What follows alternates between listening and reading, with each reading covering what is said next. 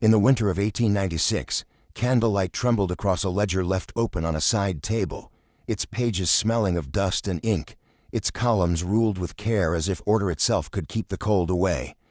Outside, coal smoke pressed against the windows and smeared the glass until the street lamps became pale halos. Inside the parlor, the air held its breath.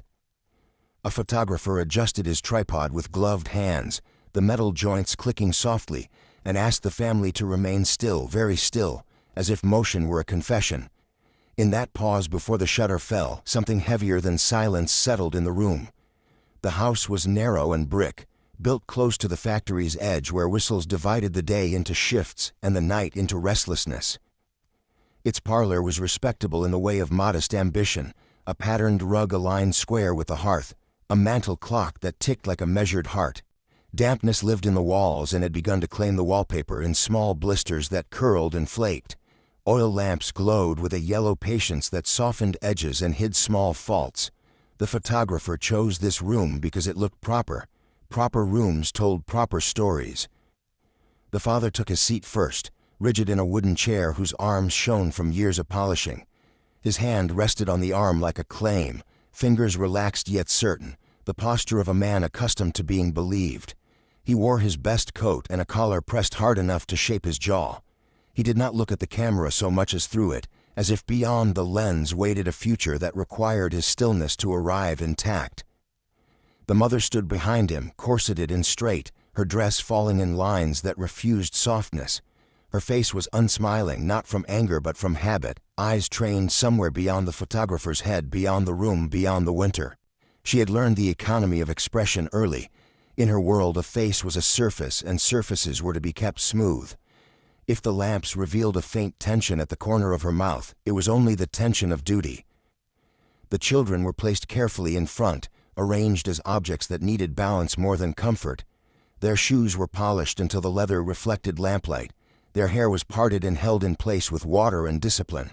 They had learned to keep their hands folded and their eyes open without wandering. Even at that age, restraint had found them. Nothing in their faces suggested disorder. Nothing suggested fear. The photographer nodded, satisfied as if he had captured not a family but an idea. Behind them the wall waited. It was not meant to draw the eye. A narrow rectangular opening cut into the plaster, half shadowed by the angle of the lamps, just large enough to register as odd and then be dismissed. Locals called such openings wallents, vents meant to release heat or smoke, practical features in houses that sweated through winter. This one was sealed from the outside, its edges uneven, the plaster around it patched with care that did not invite inspection. In the moment before the shutter closed, no one looked at it directly. The photographer did not ask why it was there or why it was closed. He had learned that questions slowed the work. The shutter fell with a soft certainty and the moment was taken. The family held their pose until the photographer told them it was done, then relaxed in increments that felt earned. The father stood and smoothed his coat. The mother reached for the children's shoulders and guided them away from the lamp's heat. The parlor returned to its usual shape. Outside, the factory whistle blew and the house exhaled. The photograph was developed and mounted, its edges trimmed clean. It was placed in an album between pressed flowers and names written in careful ink. Dates were added with a steady hand. The album took its place on a shelf that held other proofs of continuity, a family Bible, a stack of folded letters tied with ribbon, a tin of buttons. The image did its work quietly. It said nothing more than it needed to say. Years passed, the factory closed, the street lost its rhythm. New owners came and went, each leaving a faint trace that settled into the walls. Paint was added, then stripped. The mantel clock was replaced. The album traveled with the family until it did not, left behind when a move required lighter loads. It found its way into an attic, then a box, then a sale where its weight was judged by the thickness of its covers rather than the stories inside. And yet those who studied the image too closely felt an unease they could not name. At first it was only a hesitation, a sense that the eye lingered where it should not. The longer one stared, the more the wall behind them resisted being ignored. It seemed to lean forward as the family leaned back, a dark geometry that refused to dissolve into background. The opening's edges, once dismissed, began to look deliberate. Its shadow held its shape across time, unchanged while fashions shifted and faces aged elsewhere. Some noticed how the father's hand claimed the chair while the wall claimed nothing, and how that nothingness felt crowded. Others noticed the mother's gaze slipping past the lens as if she had learned to look away from what could not be spoken. Children, when shown the image, asked why the hole was there. Adults answered quickly, offering explanations that ended the question. Vents, old houses, practical things. The photograph traveled again, copied and enlarged, its grain growing coarse under scrutiny. Dust specks became stars. Scratches traced faint lines like maps to nowhere. The wallent grew clearer and less ordinary. It did not behave like a vent. It did not open where vents opened or close where they closed. It was neither fully hidden nor fully revealed, an architectural pause that felt intentional in the way of secrets. Memory has a way of arranging itself around what is not said. The image began to attract stories that hovered and then receded. A neighbor remembered sounds in winter, scratching perhaps or settling wood, offered as an aside and then withdrawn.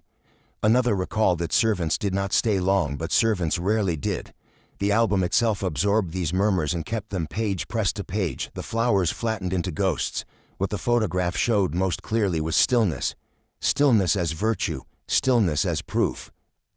The family had mastered it, each body aligned to suggest order. The lamps had smoothed their edges and forgiven their shadows.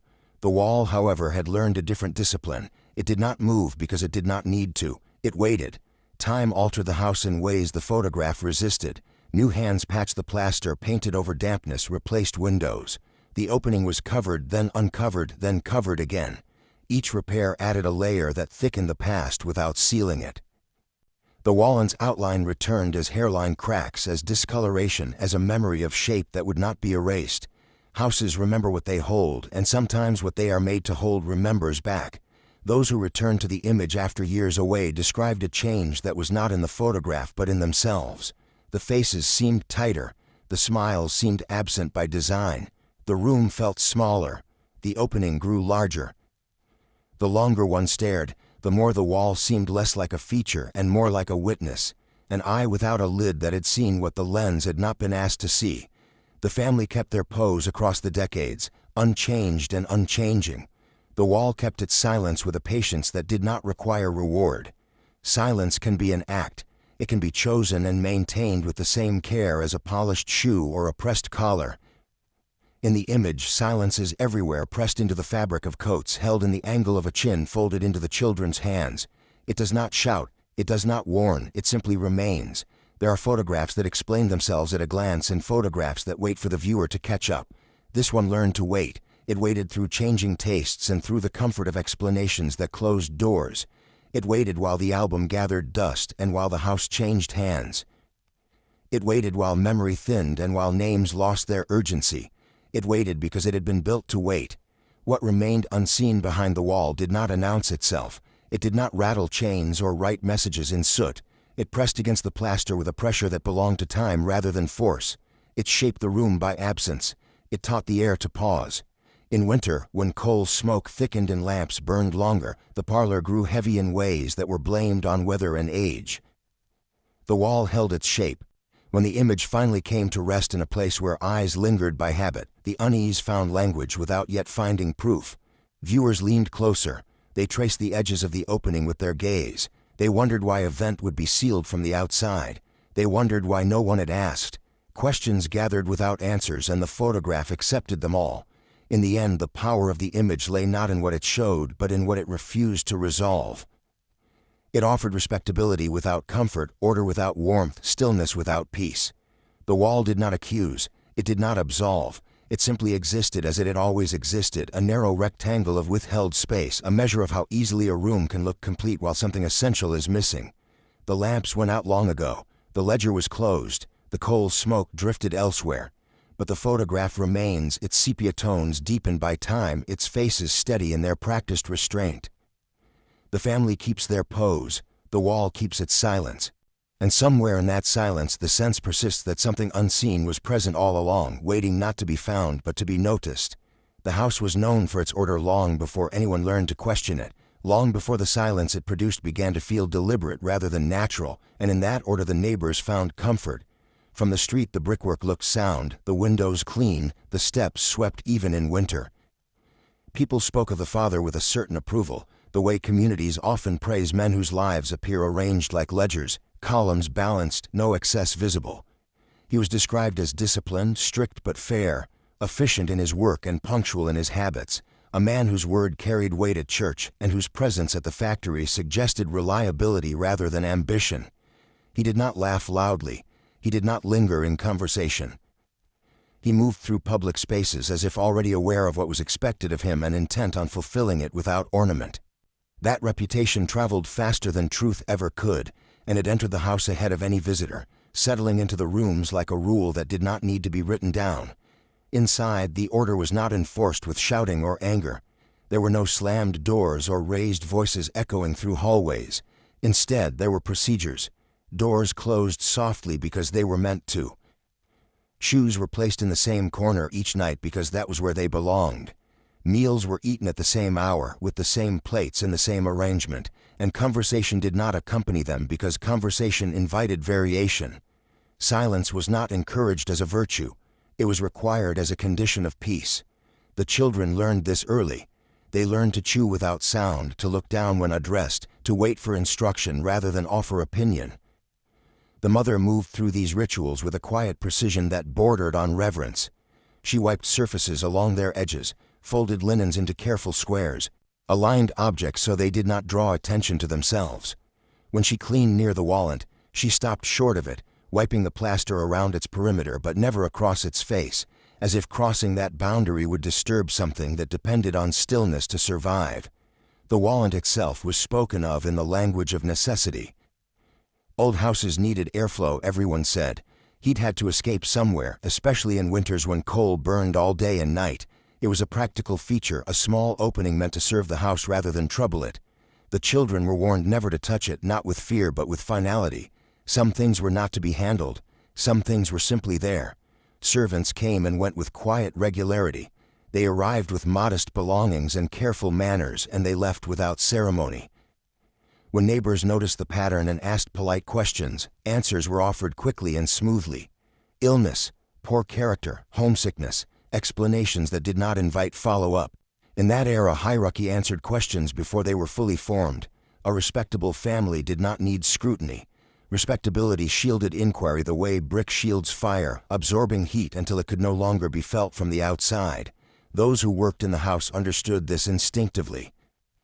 They learned which floors creaked and which steps to avoid. They learned when to speak and when to become invisible. Some noticed that the air near the wallent felt different, heavier somehow, especially at night when the lamps were turned low and the house settled into its deeper sounds. On cold evenings, faint noises traveled through the plaster. Scratching, perhaps, or the subtle shift of wood contracting in winter.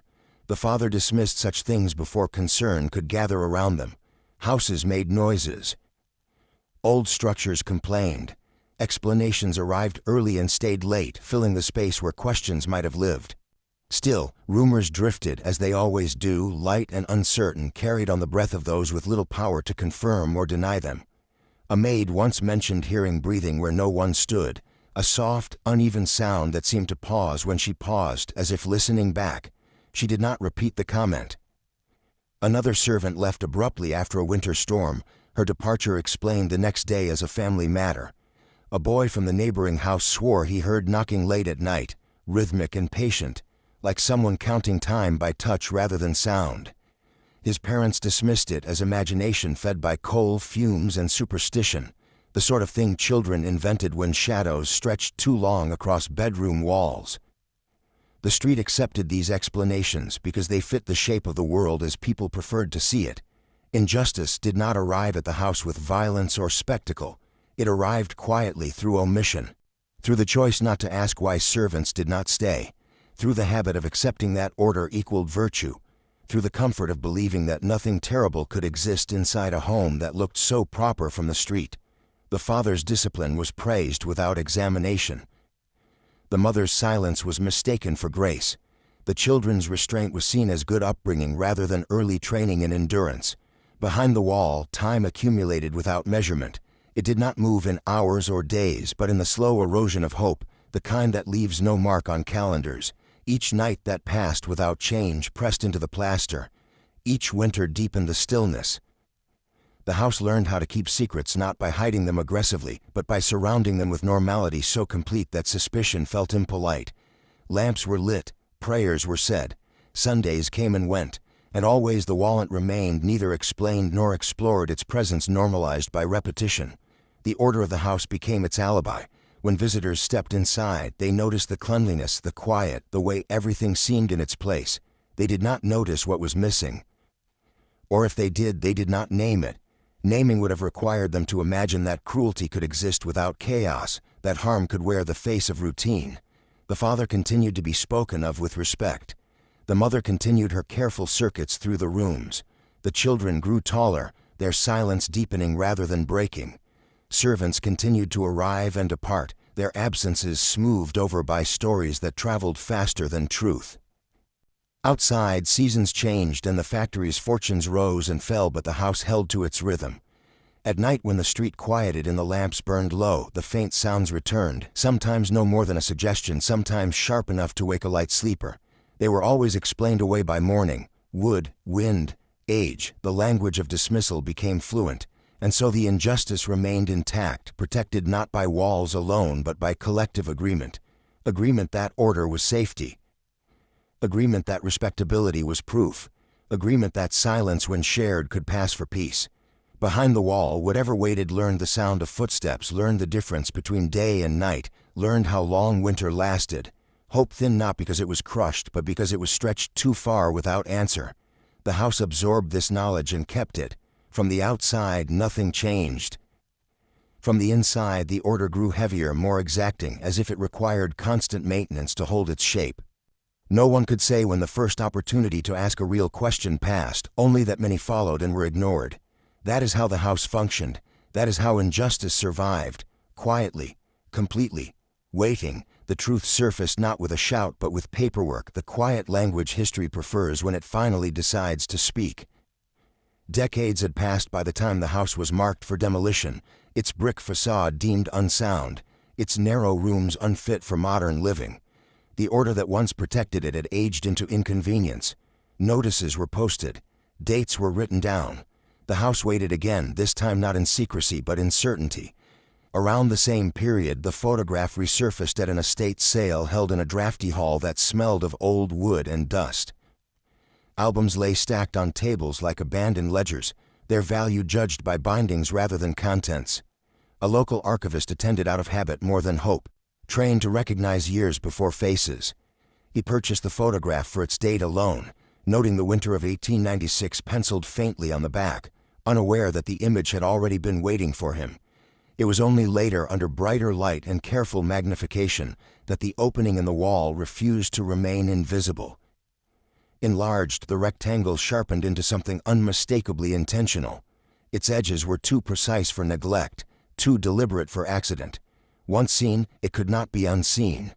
The archivist felt the familiar tightening that accompanies unearthed anomalies, the sense that a small detail had been misplaced for a reason. Meanwhile, demolition crews arrived at the house with expectations shaped by routine. Old houses offered predictable discoveries. Rotted beams, forgotten bottles, nests of debris pressed into corners by time. When the first wall came down, dust filled the air, and the sound of breaking plaster echoed down the street. Workers paused when their tools struck something hollow where solidity should have been. They widened the opening and found not empty space but a narrow cavity sealed deliberately, reinforced crudely, its edges strengthened as if to endure pressure from within. The air that escaped carried a smell unlike rot or mold, something dry and stale, preserved by darkness. Inside were remnants arranged not by care but by necessity. Fabric fibers clung to splinters, their weave still visible despite years of confinement. Rusted buttons lay scattered as if torn free rather than discarded. A single shoe heel rested against the back wall, worn down unevenly, evidence of pacing measured in inches. Folded deep within the cavity was a page from a ledger, creased until the paper nearly split along its lines. Written in cramped ink was a list of expenses, items crossed out and recalculated, figures adjusted downward with impatience. At the bottom of the page was a name, crossed out once, then again, until the ink pressed through the paper and threatened to erase itself entirely.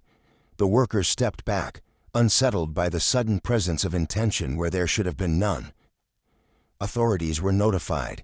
The cavity was documented.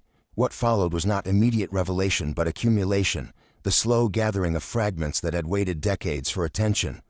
Medical records surfaced from a hospital archive, brittle pages noting a young woman's admission, her foreign surname spelled differently each time, her condition described in vague terms that avoided responsibility. She had been released, not recovered but removed, marked unfit for continued care. Church burial logs were consulted next, heavy books whose spines bore the wear of centuries. One entry was missing where a burial should have been recorded. The absence was subtle, a gap only visible to those trained to notice continuity. Cross-referenced employment records confirmed what the ledger implied. A servant, young and unpaid, had been declared sent away. No destination was listed. No wages were settled. The explanation had sufficed at the time. In truth, she had been hidden, confined after illness made her inconvenient, sealed into the architecture of respectability itself. The wallent had not been for heat. It had been for erasure. Each document reinforced the others, a chain of evidence that grew heavier with every link. The archivist returned to the photograph repeatedly as the facts assembled. What had once appeared ordinary now felt unbearable. The family's stillness read not as discipline but as calculation. Their carefully arranged bodies suggested coordination rather than chance. The children's restraint felt rehearsed for more than the camera. The father's claimed posture now seemed defensive. The mother's distant gaze read as practiced avoidance, and the wall, once a background detail, dominated the frame. It no longer receded into plaster and shadow. It asserted itself as the photograph's true subject, the silent axis around which everything else aligned. The image had not changed. The viewer had. History had not forgotten. It had waited for the tools to interpret it. News of the discovery traveled with the peculiar speed of uncomfortable truth. Not fast enough to inspire outrage, but steady enough to settle into local memory. Articles were written in measured language. Names were printed with care. There were no dramatic headlines, only careful phrasing that acknowledged wrongdoing without spectacle. Some descendants declined to comment. Others expressed surprise that bordered on relief, as if confirmation allowed them to release a burden they had carried without knowing why. The house was demolished piece by piece, its materials hauled away and repurposed, its physical presence erased in daylight rather than darkness. Grass eventually covered the foundation, and the street resumed its quiet routines, yet the absence felt heavier than the structure ever had. The photograph was refiled with annotations added in a hand that favored clarity over elegance. It was placed in an archive drawer labeled not by family name but by event. Visitors who viewed it did so in silence, leaning closer than necessary, drawn by the gravity of withheld truth. Some looked away quickly. Others lingered, tracing the wallent's outline with their eyes, imagining the weight of time pressed into that narrow space. The archivist often stood nearby, answering questions when asked, careful not to editorialize. The facts were sufficient. The story no longer required embellishment. What endured was the knowledge that respectability had served as camouflage, that procedure had replaced mercy, that omission had accomplished what violence might not have survived. The revelation did not restore what was lost. It could not undo the confinement or the years erased from record, but it altered the meaning of what remained. The family name shifted in tone, spoken now with pause rather than pride. The photograph ceased to be decorative. It became instructive without instruction. It reminded viewers that history does not always reveal itself when it happens, that truth sometimes waits for context, for patience, for the slow alignment of evidence and willingness. The house was gone, but its silence had transferred. It lived now in the archive, in the ledger page folded too many times, in the name crossed out until it nearly vanished. And in that transfer something settled, not justice in the modern sense, but acknowledgement. The kind that allows memory to breathe where it once suffocated. The wall had failed in its purpose. Erasure had not held. Time, patient and methodical, had reclaimed what was hidden. And in the quiet after demolition, as grass grew where brick once stood, the truth remained, no longer sealed, no longer confined, finally occupying the space it had always deserved, waiting not for forgiveness, but for recognition. The house is gone now, removed with the efficiency reserved for things that no longer serve a purpose, its bricks carted away, its timbers reduced to measurements and invoices, its presence replaced by a square of grass that grows without effort. The ground remembers nothing on the surface. Children pass by on their way to school or home, cutting across the lawn without pause, unaware that walls once stood there, that rooms once held breath and silence in equal measure. To them it is only open space, a place where nothing interrupts the day. Yet elsewhere, far from that quiet patch of green, the photograph remains. It rests in an archive drawer that slides open with a low wooden sound, labeled carefully in a hand trained to balance clarity with restraint. A small placard accompanies it, no larger than a bookplate, explaining in measured language what the wall concealed. The words are precise. They do not accuse. They do not dramatize. They state what was found, when it was found, and why it matters. No memorial marks the servant's resting place. No stone carries her name. There is no recorded grave to visit, no dates to trace with fingertips, no flowers laid by tradition. Her absence persists in the landscape the way omissions always do, felt rather than seen. But in the quiet room where the image hangs during exhibitions, visitors often stop longer than they intend to. They arrive with casual interest, expecting an old photograph, a glimpse of the past rendered harmless by time. They slow without realizing why. They lean closer. They notice the wallent. At first it appears as it always did, a narrow rectangle that almost blends into the background. Then the explanation settles in and the image shifts. Faces that once appeared composed now seem guarded. Postures that suggested virtue now suggest rehearsal. The wall no longer recedes. It claims the center of the frame. The family name printed beneath the photograph was once spoken with respect, passed down in conversations that valued order and discipline. Now it is followed by silence, not outrage, not condemnation shouted across generations, something colder and heavier, a recognition that dignity can be staged, that cruelty does not always announce itself with chaos, that harm can exist comfortably inside routine.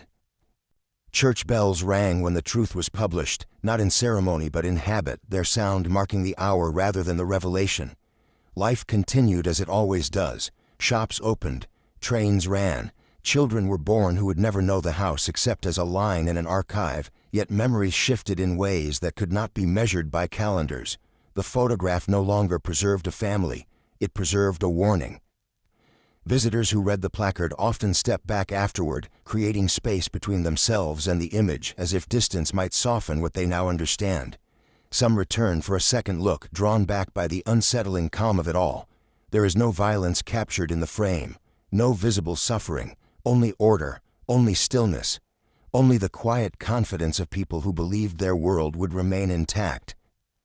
The absence of a memorial becomes part of the story, a reminder that many lives end without markers. That recognition sometimes arrives long after the body has been absorbed into the earth. Archivists speak of the case in low voices, careful not to let familiarity dull its weight. Students studying it are often struck by how ordinary everything appears. That is what unsettles them most, the realization that nothing in the image would have demanded attention without context. That without patience, without the slow work of records and cross-references, the truth would have remained sealed. Outside the archive, the grass continues to grow. Seasons pass without interruption. The site where the house once stood does not feel haunted in the way stories suggest. There are no cold spots or whispered legends. Instead, there is neutrality, the quiet indifference of land that has been relieved of structure. And yet the absence carries meaning for those who know where to look. The photograph has taken on the role the house once played. It holds the silence. It asks nothing of the viewer except attention. Some walls are built to support a house. Others are built to hide what conscience cannot bear. The image makes this distinction without speaking it aloud. History, patient as plaster, always cracks in the end. It does not rush. It does not argue. It waits until enough weight has been applied, until evidence aligns, until someone is willing to look closely. When it does break through, it leaves behind not spectacle but understanding. In the final accounting, nothing is restored to the way it should have been. There is no redemption that rewrites the past. There is only remembrance. The servant's name, once crossed out until it nearly vanished, is now spoken carefully in academic rooms and quiet conversations. It exists again, not carved in stone but carried forward in narrative and record. And in that carrying, something settles. The photograph remains, steady and unchanged, its warning intact. It reminds us that the most enduring structures are not always made of brick, that silence can be engineered, that cruelty can wear the mask of order for generations. It reminds us that some names only find peace when the truth is told, and that telling, however late, alters the weight of what remains.